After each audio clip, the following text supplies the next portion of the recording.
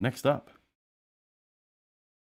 I don't know if anyone recognizes this face on the side here. It's been a while since I've covered Todd Friel from Wretched Radio. Wretched Radio is a syndicated radio program in the United States. Todd Friel is a charismatic radio speaker. He also, of course, broadcasts on YouTube. Not in podcast form, I don't think. But regardless, he's also good friends with Ken Ham, involved in that community as well. And he has daily bad takes on a lot of things because he got to fill a lot of time on the radio. But what's happened recently is that with the loosening of the COVID restrictions, Todd has taken up to his first love, which is bothering people on the street and on college campuses. So today, he started again posting videos of himself evangelizing, shall we say, Ray Comfort style, some students on campus. And I wanted to take a look at one of his most recent ones, which he called 5 Questions That Prove Christianity is True. Let's hear. So I would suggest to you that a religious system must answer all 5 of those, not independently, but coherently. Yeah. They can't contradict, they can't fall short. It's got to answer all. Questions again? What are they? Where'd I come from? Yeah. Why am I here? How am I supposed to live? How do I deal with my foreboding of death? And where am I going when I die? Yeah. All right. All right. So what we got so far, we jump kind of into the conversation here. Todd has said that there are 5 questions. And if you can provide a coherent answer to all 5 questions, then you've got truth solved. That's all you need for truth, is to answer these 5 questions in a coherent fashion. So let me see if I remember them off the top of my head. Where did we come from? Why are we here? Where do we go when we die? What do we do about guilt? I forget the other one. It'll come up. So if I find the system that coherently answers all 5 of those questions in a holistic way, my search is done. Right. I'm done. If you're, for instance... What? So you got 5 broad existential questions. And if you find a way to answer all 5 of those questions in a coherent fashion, you just stop looking. That's just true. So if we said the answer is flying spaghetti monster, flying spaghetti monster, flying spaghetti monster, flying spaghetti monster, flying spaghetti monster, and you said, you know what? That's coherent. Must be true. Wow. If you're looking for the lottery ticket, you know what the lottery ticket numbers are. You start going looking through lottery tickets. Once you find the right one, do you keep looking? No. Okay. So if you find the system that explains these 5 questions, your search for truth is over. That is not analogous at all. In that case, when you're looking for let's say you're looking for your keys, or you're looking for something. If you're looking for something specific and there is only one potential correct combo, then that's fine. But you have to actually know what the lottery numbers are before you go looking for the ticket. That's not analogous to this, Todd. That would just be presuppositionist. If you're saying, hey, I believe in God, let me see if I can find answers to the 5 questions that cohere to the answer I already think there is, and it matches that answer, I'm going to stop looking. That's not a truth seeker. That's just confirmation bias. That's just affirmation seeking. You can't looking for a lottery ticket that matches the numbers that you think are the winning ticket is seeking affirmation. You could be wrong about what the winning numbers are. Then you haven't found anything. So this is incredibly ridiculous, Todd. You don't stop looking for answers because you have something coherent. That was what stopped me from, that was kept me stagnating in my faith for so many years, was that I thought, well, I have coherent answers, so good enough, I guess, right? People tell me that this is good, so I'm fine. I don't need to look any further. Why? I'm satisfied. We're good. That's not a good way to look. I hope the student doesn't fall for it. All right? Mm-hmm. I think we can answer those 5 questions consistently and holistically through the person of Jesus Christ. The key is answering them consistently and holistically. What do those consistently, okay, maybe without contradictions, but what does holistically mean? Shouldn't you try and answer them truthfully, where truth is what comports to reality? Wouldn't that be better? Right. Bible says, here's where you came from, Matt. You were woven together in your mother's womb by God himself. You are fearfully and wonderfully made. And you know how I know that? Information systems. Aha! Computers, okay. So I'm not sure if the video's in sync. Hopefully it's in sync with the sound, and hopefully you're hearing the sound right. He made a little joke there about information systems. I've watched this a few times. I'm inferring from context that this student is studying information systems because he brings it up a few random times and congratulates himself, but we never get context, so I have no closure to know whether information systems there. But the first question there was, where do we come from? And Todd's answer so far is that we are fearfully and wonderfully made. Based on what, Todd? Based on what? Okay, this microphone. Yeah. Did it happen by itself? No.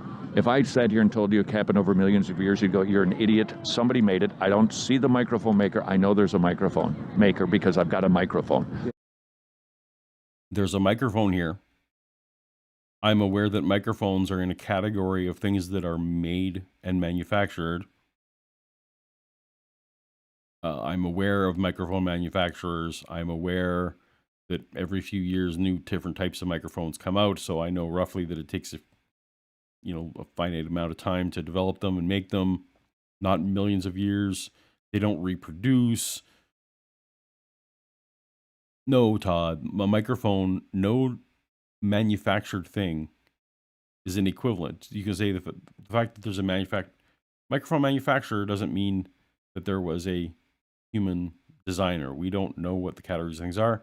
Of course, Todd will never go into what the mark of design is. How do we know when something is designed versus not designed? Unfortunately, it just seems like the student is just rolling with this. But if someone ever comes to you with this, a manufactured item is not analogous to humanity or to anything that we find in nature or the material realm, especially if you're talking about living things that reproduce and get better over time. Well, they don't necessarily get better. They have better survivability. There's iterations with natural selection. A microphone's not analogous. Computers, they've got to be programmed. They don't happen by themselves. You're made by God. Computers don't program themselves. Therefore, you're made by God. All the other things apply. I know that Christians like to talk about how there's information in DNA. That depends entirely on how you define information. DNA is more of a cipher, not so much a language or not so much information. We can go round and round about that and whether it means a language, all that kind of thing. But the other problem here is that computers kind of are programming themselves now. There's programs that write programs is a thing. And I know Christians back it up and say, well, who's the intelligent person that wrote the programs that make programs? Fine, but this is not it doesn't work. Sorry, I'm Todd makes me angry. As you guys know, if you follow this show, I get what you guys seem to think is Canadian angry.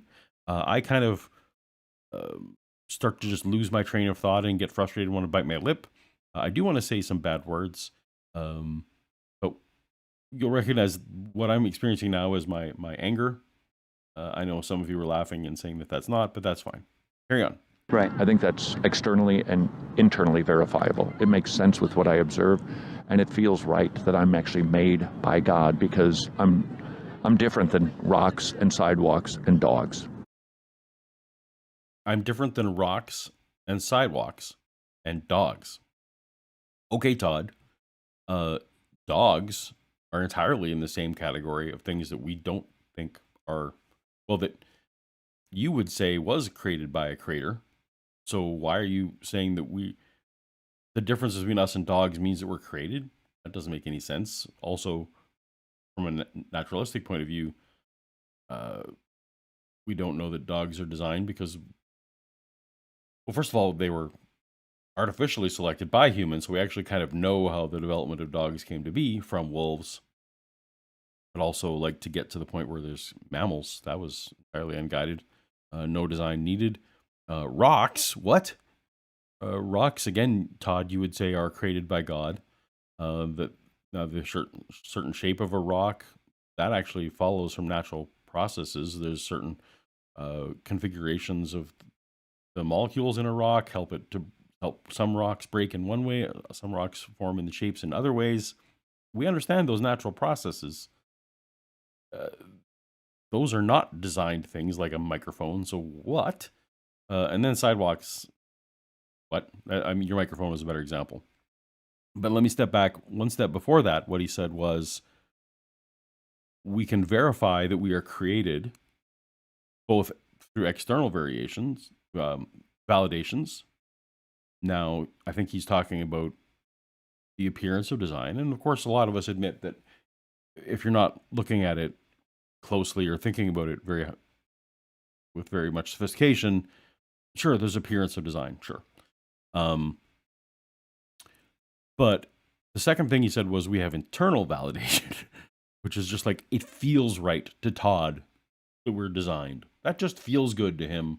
And so we have this appearance of design, and it makes Todd feel good. So it's true. And then he's carrying on. This is the level of sophistication. Todd Friel, evangelistic moment. Okay. So you're made by God. What are you doing here? What's the point? Without God, there is no point. You can make all the money you want, but you're going to die, Right. and somebody's going to get all your stuff. Right. And you're done. You're worm food. Okay, so the second question is, what's going to happen when you die, or what's the point of your life? And so, because your life is not infinite, because your stuff will eventually go to someone and worms will eventually eat you, nothing, if that's all that happens to you, everything you experienced was pointless. Your life didn't mean anything. Hopefully you've heard this talked about many different times. Dark Matter 2525 has a great video about a meal that never ends. Of course, we don't look at meals the same way and say, well, that meal is going to end, so why should we eat? No, there's not only sustenance to gain in the short term, there's enjoyment, there's sometimes social benefits from that. There's all kinds of things that we get out of eating that have nothing to do with permanence. This is just the silly notion that only things that last forever have any value. And of course, no, does the rocks orbiting a planet around an entirely different solar system care that I lived? No. You know, a trillion years from now, 2 billion years from now, I don't remember when Heath's death is scheduled to happen. Will it matter to very many people that Paul Lands lived or died? No, but it matters to me now. And it matters to the people who know me, whether they like me or dislike me. What I'm doing has a ripple effect, and it has I can improve people's lives. I can make people's lives worse. Meaning, permanence does not imply meaning. It's bleak, it's nihilistic, and that does not settle well with us because we sense there's more to life. Right. You are made by God for God, to live for the benevolent being who's all-powerful and almighty. And that means... Does that improve anything? You were made to serve a God who doesn't need anything. Literally, I think it'll come up in the Frank Turk video that we're going to follow up later. Spoilers, Frank Turk's coming up. Don't leave. Because we got Frank. God doesn't need anything from us, nor can we harm God. But yet our entire purpose is to serve someone whose whims are not ours and who doesn't actually need anything. Does that give us infinite value? How does that give us any more value than making our own meaning in life? I don't understand, Todd. When you get a job in information systems, you're not just doing computer stuff and teaching people, you're actually working for God by helping his other children get smarter. So you're serving God. Okay. So Todd's this work that you enjoy, and this particular study in computer science that gives you value and gives you purpose, and it satiates your curiosity and all that kind of things. Those things don't matter, because when you use those skills that you learn in information systems, you're helping make other people. Todd doesn't know how any of this works, but he thinks that he's making other people smarter. Maybe you are, maybe you aren't. Maybe you're just guarding their password to a game. I don't know. Information systems have a lot of uses that aren't educational, but that's all right. The point the point here is that Todd is now just describing taking all those things that we value for our own sake, and giving those up to God as well. Just everything we do is junk, and it's only worthwhile because of this infinite being who doesn't need you. There's those two answered. How are you supposed to live? Well, you can make up the rules, or you can ask yourself the question, has God spoken? And I think the answer is yes. How do I know? Because you and I are speaking, and I don't think the creation would be greater than the creator. So God is Has God spoken to us? Of course God has spoken to us, because we can speak. And because I've already concluded that someone made us, the being that made us must have the ability to speak, and therefore also necessarily uses this ability. That's also ridiculous. I would agree, I guess, if we were designed, that it would seem weird that the designer was less capable. But humans design all kinds of things to do things that we can't do. We designed cameras that enter into our bodies and travel through our veins. We can't do that as people, but we've designed things to do that. We've designed vehicles to go to Mars. We can't go to Mars. What is impossible, Todd, about a designer designing things to do things that the designer's not capable of? That just doesn't follow. And it's certainly not proof that we were designed. Also not proof that God is saying anything to us. Like, holy cow. What about the idea of a deistic God that kicked everything off and then just went away and doesn't care what we have, doesn't care about us, doesn't care about our lives, doesn't want to interact with us? That seems to be much more plausible than this talking to us God. But hopefully Todd will tell us exactly how we can tell what God is saying.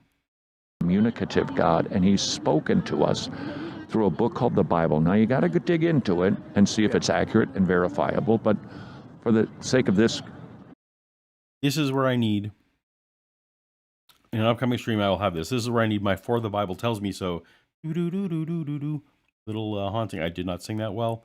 The little haunted ice cream truck, For the Bible Tells Me So. Insert that here in your mind. Conversation. Let's just say your rule book for living is God's rules, the Bible. We can dive into that later if you choose, but then... So, Todd just said, okay, we have the Bible. Yeah, we got to verify it. You got to check it. You got to make sure to see if there's external things you can corroborate it with. But for now, I'm just going to say, no, it's all good. I've checked it out. Let's move on to the next thing. The Bible's just good. That's another reason why I was stuck in Christianity for decades, is because my pastors and teachers would say things exactly like that. You know what? You totally can verify the Bible. I've done the work. I've checked. You can check it out yourself if you want to waste your time. But we've checked it out. People much smarter than you, much more learned, have checked it out. We're good. Just trust us. I did. Till the day that I didn't. And I learned for myself that the Bible cannot be verified, cannot be corroborated in a way that I had been led to believe. I'm hoping again that this information system student doesn't fall for it. This whole issue about that nagging feeling. Now, I don't care to know the details of your life, but you intimated that living a Christian system is better because you don't have those feelings of doing things on the weekend that maybe cause guilt. Okay, so information system student, apparently had some preamble with Todd where he expressed, either of his own volition or Todd brought it out of him, that he feels guilty about some things that he does. We don't know what he's doing. We're not getting the details. But again, a guilty conscience is what we're talking about here. And this is one of the things that Todd thinks a worldview needs to not account for, because, of course, a naturalistic worldview can fully account why we would feel guilty about something. So we are humans. Humans are a social species. Our survival advantage is that we work together. When you are a social species, part of what you need to do is overcome some of the selfishness that an individual has for their own personal survival, and incentivize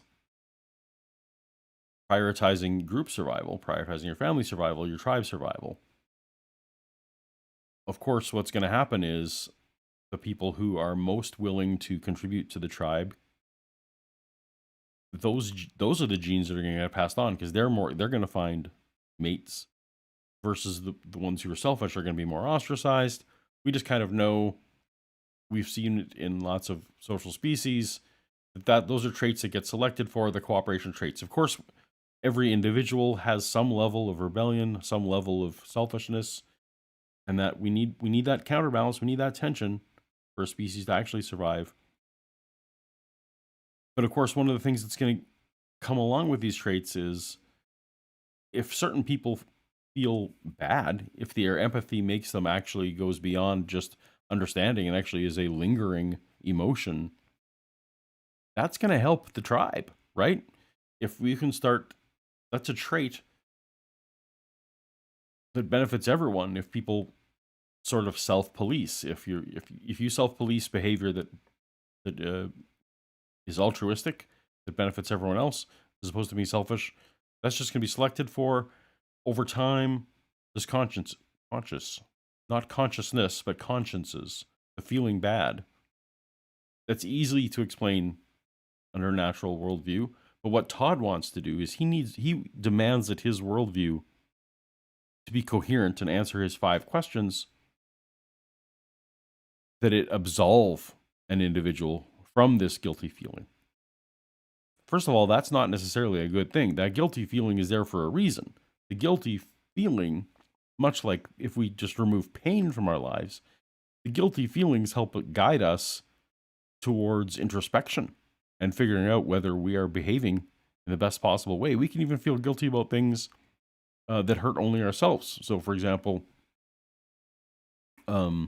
if I choose one day to exercise less than I should, or eat more than I hoped that I would for my own health, I will feel guilty, and that affects no one but me. I mean, these are feelings that are good, and we'll get to this in the Frank video, in respect to the goal of being healthy, right? Or the goal of the survival of the tribe. So I'm actually it's ridiculous that Todd even has this up here as a defeater for other worldviews, because other worldviews don't just absolve guilt. That's a big thing. The Christians, if you're Catholic especially, I know that guilt is one of those things that is pounded into you from that early age, and that you create this codependence on the church to absolve you of. They create the guilt, they absolve you the guilt. It's a lovely system. Christianity deals with the guilt and shame problem. Yeah. Jesus takes your guilt and shame. You can't make yourself right. You need intervention. God came to earth to live the perfect life you couldn't, to be beaten and bruised and crucified on your behalf, taking the wrath of God on himself so that you, Matt, could be forgiven and you could have a cleansed conscience, which means when you die, you're going to go to be with your Maker, not judged by your Maker and cast into hell, but you will get to be with him because of what Jesus did. So now these 5 questions are answered.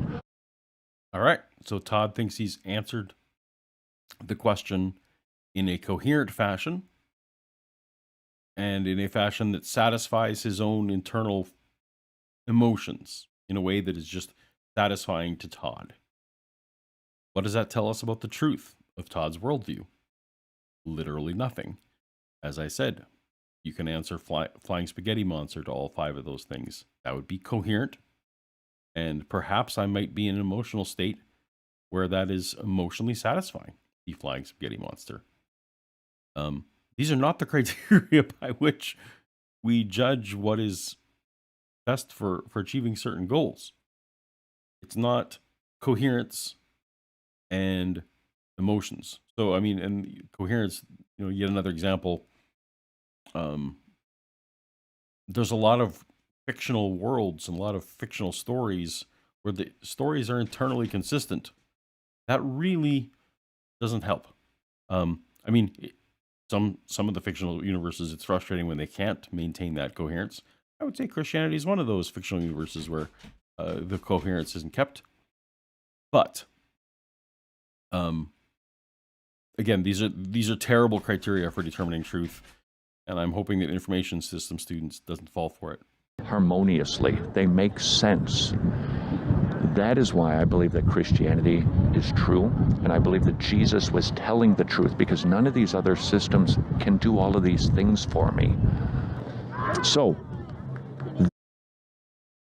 again, it's interesting. It's and telling. So Todd says the reason he accepts the Christianity is because of what it can do for him, not because it's true, but because Todd has a utilitarian view.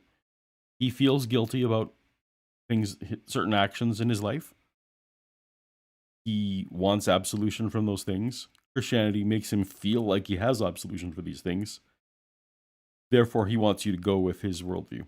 He's not offering up a single bit of verification, truth, any of that kind of thing. that is my case to be made for Jesus telling the truth, that he is the way, the truth, the life. And it slams shut, which is a little bit hilarious. So we never find out whether information system students becomes a Christian, perhaps even was a Christian when this started. We don't know. I'm assuming that this wasn't particularly effective. But what do you think? Was this an effective way for Todd to argue? Does this ever come up to you? Does anyone ever argue this way to you? If so, turn it back on them.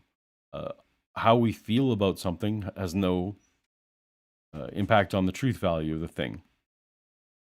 How whether it has internal coherence. I would say that internal coherence is a prerequisite for a rational, true worldview.